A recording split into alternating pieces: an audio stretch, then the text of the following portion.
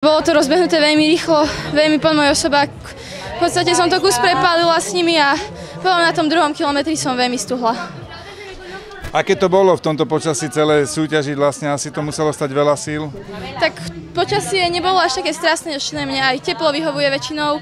Bohužiaľ bola som kus chorá pred Európou a musela som také 2-3 týždne vypustiť z tréningu.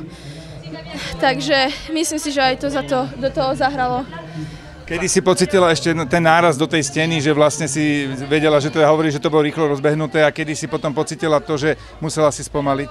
Tak asi tak, keď som prvýkrát do vody spadla oboma nohami, to bolo asi takých 1200 metrov a tam už som bola celkom dosť tuhá. Aké boli teda vaše ambície pred šampionátom? Máte neideálne podmienky tesne pred tým? Tak chcela som pokúsiť sa dostať do finále, keď som vedela, že to bude veľmi ťažké. A potom chcela som skúsiť ísť na osobný rekord, no bohužiaľ sa na to nepodarilo.